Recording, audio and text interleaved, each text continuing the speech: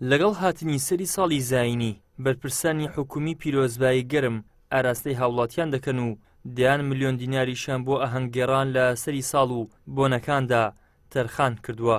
ئەمە لە کاتێکدایە حکوومەتی ماوە بەسەرچوو ماوەی 4 ساڵە جگە لە موچەبڕین و بێ خزمەتگوزاری هیچی دیکەی بۆ هاوڵاتیانی دابین نەکردووە.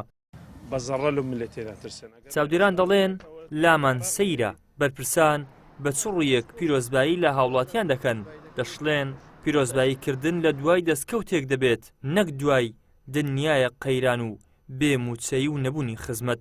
ڕاستی پێم سەیرانی دەسەڵاتداران و بەرپرسانی ئەم وڵاتە بە چ ڕوویەک پیرۆزبایی لە خەڵک دەکەن لە کاتێکدا کە ئەو ساڵی ڕابردوومان پڕ بوو لە قەیرانی دروستکرا و جۆرا و جۆر کە خۆیان بوونەتەوە کار بۆی کە لەم ساڵە دەموچیانداوە خەڵک ینی 3 مانگ چاوەڕوو بە کە موچەی پێ بدرێ موچە نەهاتووە کە خۆیان عراق بڵێن بودجەی ناردووە بۆ موچە کەچی خۆیان بەداهاتی ناخۆ ئامادەنین لە تەکمیلی بکەن.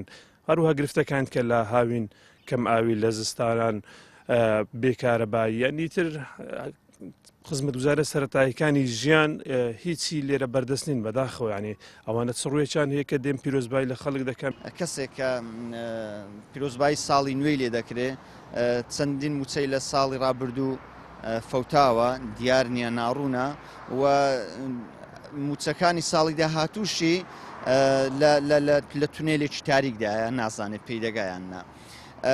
بۆیە ئەمانە بێ هۆکار نییە، چەند هۆکارێک هەیە.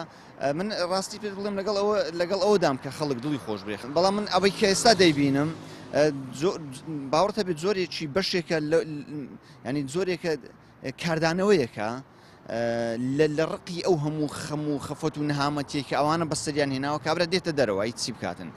موچەکەی دیار نییە، گوزەرانی خراپە، ئاو کارەبایی نییە. حکوومەتی ماوە بەسەرچووی هەرێم کە ماوەی 5 ساڵە لە کارەکانی بەردەوامە و تاکو ئێستانەی توانیوە کێشەی موچە چارەسەر بکات. لە ساڵی 2023دا تەنها 9 موچەی داوە و لە ساڵی 2024ش تەنها 10 موچەی داوە.